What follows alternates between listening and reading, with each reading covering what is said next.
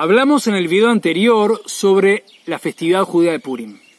Ahora, dimos una perspectiva histórica muy importante para entender un poco cuál es la historia del pueblo Israel previo a Purim y qué es lo que pasa, si Dios quiere, luego de Purim, hasta nuestros días. Ahora quiero entrar en lo que sería lo que se llama la Megilat Esther. Megilat Esther es lo que sería la historia de Purim en nuestras escrituras, en la parte de la Biblia judía. Es parte de los 24 libros del Tanaj, que sería la Biblia judía. Vamos a comenzar y vamos a entrar en la historia de Purim en sí misma.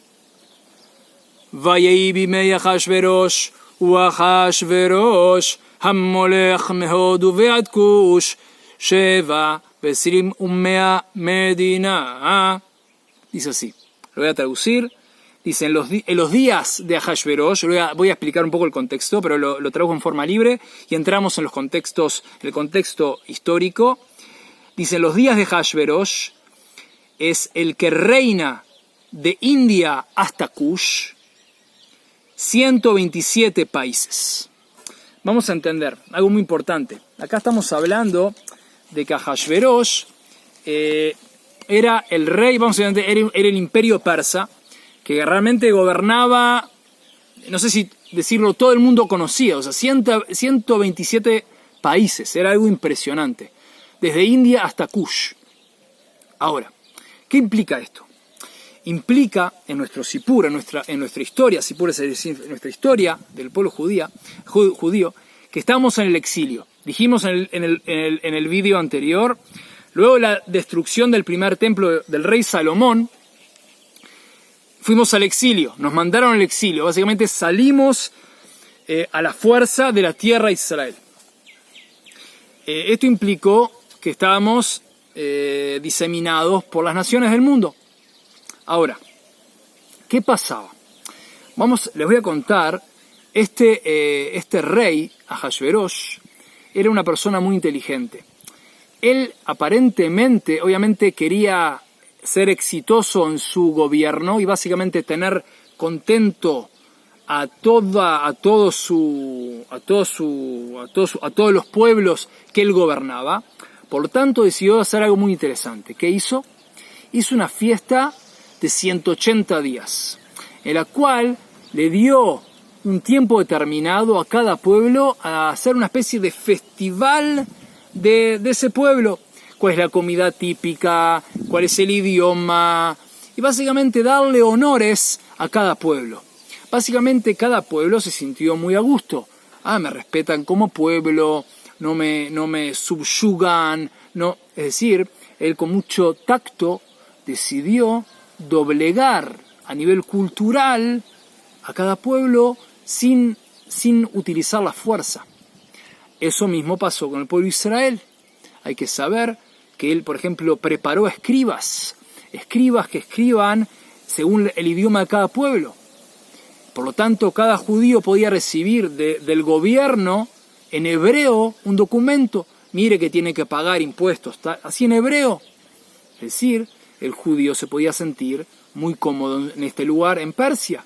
Me respetan, puedo tener mi sinagoga, puedo tener mi comunidad, puedo hablar hebreo, recibo cartas en hebreo, puedo escribir en hebreo, me responden en hebreo. Impresionante, muy pluralista, aparentemente muy lumínico. Pero hay que saber que esto tenía un interés por debajo de la alfombra. No era bondad, era maldad solapada. El objetivo de Ahashverosh no era realmente tener felices a la gente per se, para darles realmente alegría. El objetivo de Ahashverosh era subyugar a todas las naciones bajo su poder en forma pacífica. Ahora, vamos a ir un poco más al fondo de qué implica esto de que los judíos comenzaron a sentirse cómodos en Persia. Vamos a hablar así. En esta fiesta los judíos recibieron comida kasher, es decir, comida que está permitida comer por la ley judía, todo aparentemente muy correcto. Pero ¿qué pasó? Incluso el rey Ahashverosh hizo algo muy difícil, que puede parecer por un lado algo muy muy lumínico y por otro lado muy desastroso. ¿Qué hizo? Sacó las vestimentas. Piensen que nosotros veníamos muy poco después de la destrucción del primer templo, en la cual fue un tiempo de, se dice en hebreo, peor es como de maravillas para el mundo entero. Piensen, el rey Salomón, paz mundial, abundancia material, abundancia espiritual, las naciones venían, se aconsejaban con el rey Salomón, estaban felices, traían ofrendas, habían vínculos de paz entre las naciones del mundo y Israel. Impresionante, impresionante. Y sepan que si Dios quiere, od meat, si en hebreo poco, dentro de poco, con la construcción de nuestro tercer templo, si Dios quiere, en Jerusalén, la ciudad santa de Jerusalén, la tierra santa de Israel, va a ser mucho mejor. Hay que saber que Dios lleva a este mundo de bien en mejor. Es verdad que hoy en la guerra de Israel, en la guerra que estamos pasando en Israel, hay momentos muy difíciles, pero hay que saber que estas caídas van a ser para una subida mucho mayor si Dios quiere. Es verdad, pero no hay que desesperarse. Hay que saber, hay un principio espiritual que dice que las caídas, el objetivo de la caída es para una subida mayor. Piensan a nivel físico. Alguien que quiere saltar, ¿qué hace? Se agacha y sube. Yo tuve el mérito de jugar al básquetbol. ¿Y qué aprendíamos? A saber que para saltar había que bajar. Es decir, hay que bajar las rodillas y saltar. Bajar las rodillas y saltar. Es decir, piensa, si tú bajas las rodillas pocos centímetros, saltas pocos centímetros. Si bajas más, subes más. Es decir, a nivel espiritual es lo mismo. Tanto a nivel particular, tanto a nivel comunitario y nacional. Y te lo digo, para darte vigor, cuando te caigas, no te desesperes. No te desesperes. Ahí hay tesoros. No te desesperes. Hay tesoros. Cuando te caigas, que Dios no lo permita, pero si te caes, es una oportunidad de salir y ser más grande de lo que eras hace un minuto atrás. Porque piensa, alguien que todo le va en la vida en forma automática, que no existe algo así, pero piensa a nivel teórico, todo es, entre comillas, fácil. ¿Cuál fue la maldición que Dios le dio a la serpiente en el jardín del Edén? Le dijo, tú vas a tener comida, lo digo en mis palabras, tú vas a tener comida toda tu vida. Vas a estar arrastrándote en la tierra y del polvo vas a comer del polvo. ¿Pero qué? Vínculo conmigo no vas a tener, le dice Dios. Lo digo en mis palabras.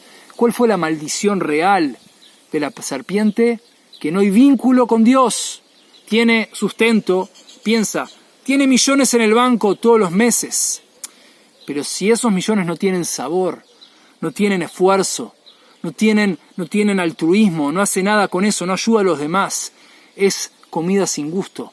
Se le dice, es shefa lelo brajá, lo traduzco, es abundancia sin bendición, no tiene gusto, es como el polvo de la tierra, no tiene gusto, no es una fruta rica, no es un vegetal rico, no es una pasta, no es lo que te guste a ti, con aromas, con pimienta negra que sale los humos, con el aroma y el sabor, no, es olor a tierra, gusto a tierra, y eso es cuando no hay vínculo con Dios. Por lo tanto, hay que saber que en estos momentos que hay mucha confusión, hay momentos muy difíciles, hay que saber que esta caída es para una subida mucho más superior a lo que éramos previo a esta guerra.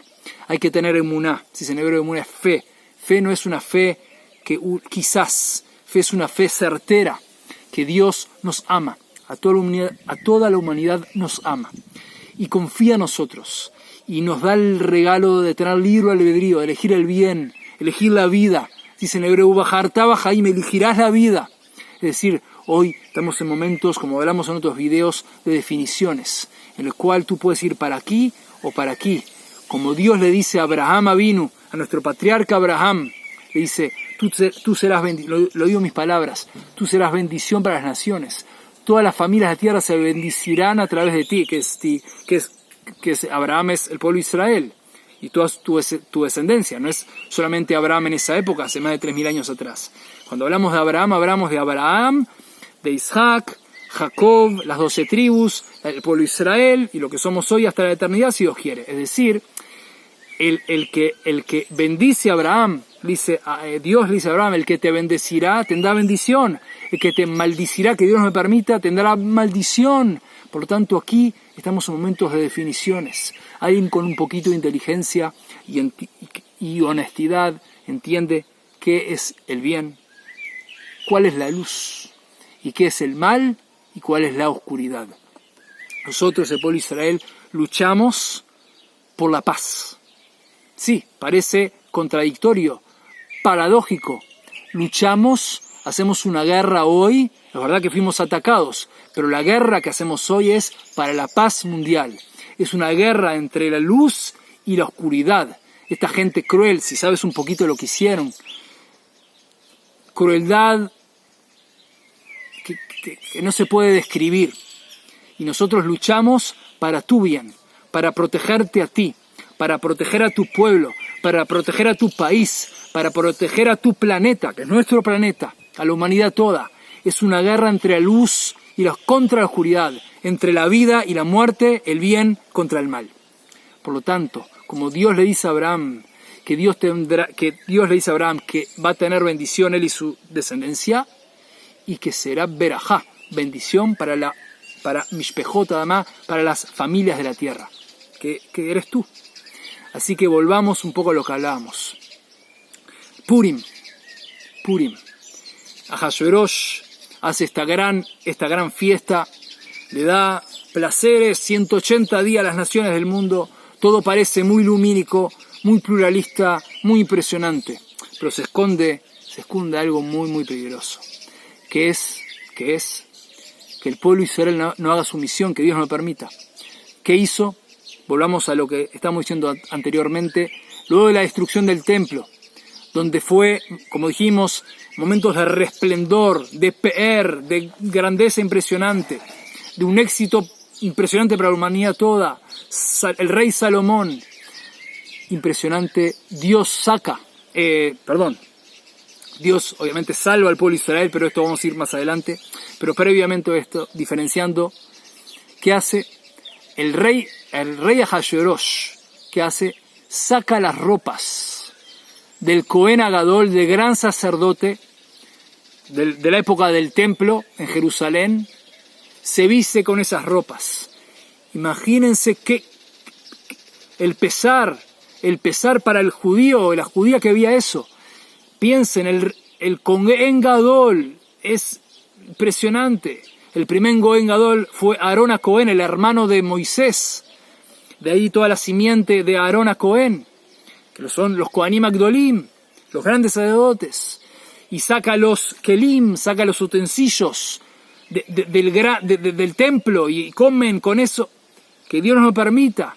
Qué vergüenza para Dios, para el pueblo de Israel, qué vergüenza para la humanidad. Para una fiesta horrible. Es decir, por un lado parecía todo muy lumínico, por otro lado era horrible. Es decir, el mensaje era, pero están en casa, miren, se vestía del gran sacerdote, y miren las ropas y los utensilios del templo, en la diáspora, en Persia. ¿Qué pasa? ¿Cuál es el peligro? Si el judío se siente cómodo en la diáspora, hay un peligro en el cual el mundo está en signo de interrogación. ¿Qué significa? Toda la Torá, si uno estudia la Torá, toda la Torá está destinada para que el pueblo de Israel viva en Israel para hacer luz para las naciones. Luz para las naciones. Imagínense, vamos a poner un ejemplo, algo metafórico. Un rey amado por su pueblo, que le da abundancia y buen consejo y lo aman, de repente, que Dios nos permita, lo sacan de ahí y lo llevan a una aldea de gente muy primitiva y le dan de comer y le dan de esto, de repente llega un momento que este rey se olvida quién era y empieza a comer cosas sencillas y le preguntan ¿qué quieres? Y quiere un poquito más de arroz. ¿Y qué quiere? De repente este rey que era tan impresionante, con una inteligencia impresionante, una bondad impresionante, empieza a querer cosas muy mínimas, muy básicas, en el cual no es pensar en su pueblo, en la humanidad, en cómo ayudar a los demás. Piensa en qué va a comer dentro de 5 minutos, un poquito más de arroz, un poquito más de esto. Es decir, se ve un fisfus, es una pérdida del valor real que tiene este rey. Así en forma muy metafórica, cuando pensamos en el pueblo de Israel, hay que pensar que Dios hizo este mundo para darle bendición y darle placeres obviamente espirituales y también materiales. Pero hay que saber que el pueblo de Israel, en la Torá está todo muy claro, que el pueblo de Israel estamos destinados a vivir en la tierra de Israel para hacer luz para las naciones. Por lo tanto, en el momento que el judío se siente cómodo en la diáspora, es algo que es una lástima. Es decir, la diáspora, es decir, las naciones del mundo tendrían que realmente ayudar con mucho amor, ayudar con pesar, por un lado, decir, mire, es una bendición que ustedes estén en nuestro país, pero realmente vuestro lugar es Israel. ¿Cómo podemos ayudarlos para volver a vuestra tierra? ¿Cómo podemos ayudar a Israel a ir a mejorar, a que haya más luz en el mundo? ¿Cómo los puedo ayudar? ¿Qué podemos hacer por ustedes? ¿Cómo podemos hacer? Es decir, tiene que haber una dirección de la humanidad toda de que el pueblo de Israel, que es parte de la profecía que dice que la redención final, si Dios quiere en nuestros tiempos, el pueblo de Israel volverá a la tierra de Israel, el pueblo de Israel todo vamos a cumplir la Torá, y básicamente, no quiero ahora entrar en estos temas porque nos llevaría a otro lugar, pero básicamente el destino del pueblo de Israel es en la tierra de Israel. Así que volvamos a lo que es Purim. Muy bien. Ahora, ¿qué pasó?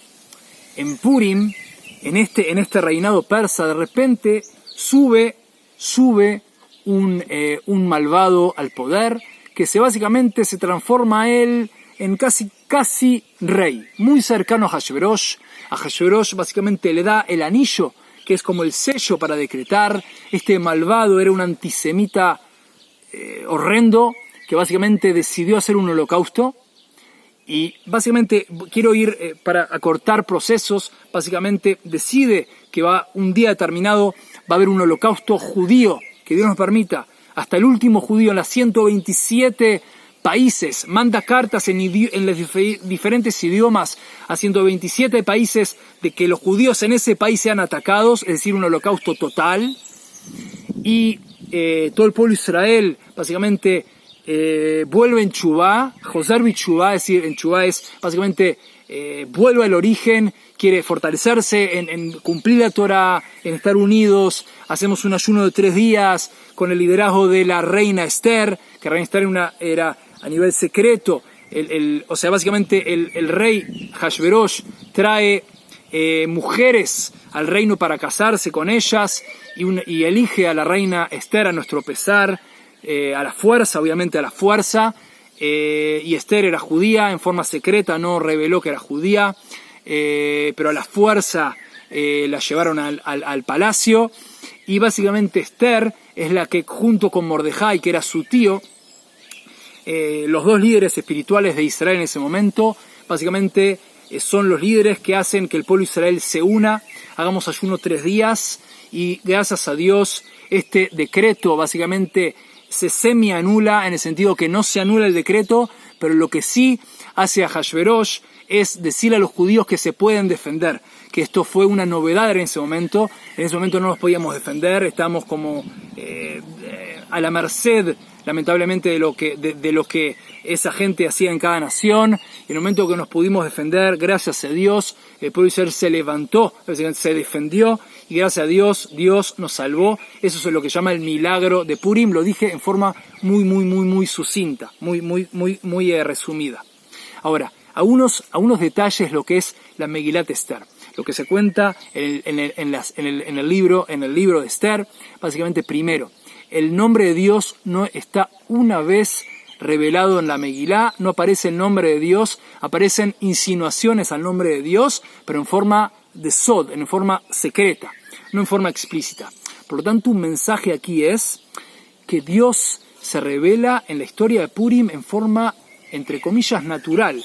Hay que saber que la palabra hateva en hebreo es naturaleza, tiene el mismo valor numérico que Elohim. Elohim es Dios, es decir, naturaleza. La naturaleza y Dios, las dos palabras, tienen el mismo valor numérico. Hay que saber que las letras en hebreo tienen un número. Una forma de estudiar el significado de las palabras es a través del valor numérico de las palabras, de las letras. Es decir, Dios, a través de la naturaleza, de hechos aparentemente muy naturales, se revela en forma muy oculta, y así vemos como Dios salva al pueblo de Israel en la historia de Purim. Muy bien. Otra cosa que quería ir ahora con ustedes, que este malvado se llamaba Hamán. Hamán es el que decreta este holocausto. Hay que saber que Hamán dice en un pasuk, lo voy a leer, dice así.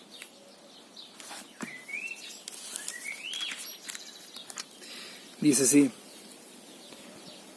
וכל זה איננו שווה לי בכל עת אשר אני רואה את מרדכי היהודי יושב בשער המלך.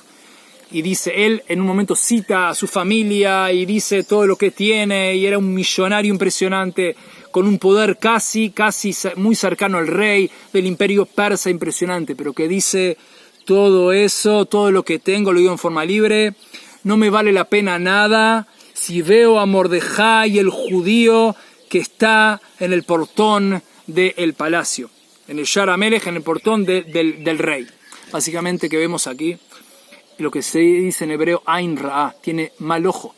Es alguien que tenía básicamente casi todo, pero que veía lo negativo, veía lo oscuro. ¿Y qué tenemos que hacer nosotros? Dice en hebreo Benafoju, transformar esa energía en positiva.